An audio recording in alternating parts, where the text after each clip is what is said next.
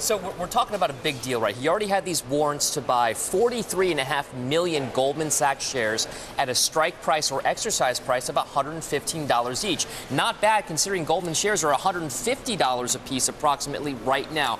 Well, that would have led to him putting out about $5 billion of cash to buy this stake. It would have given him about a 10% stake in the company.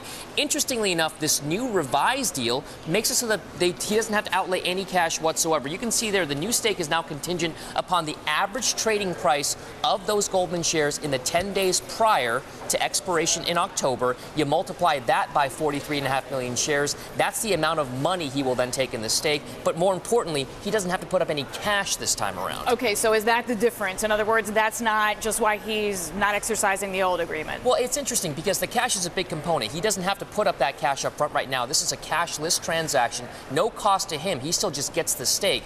In other words, if you look at the numbers, we crunched them.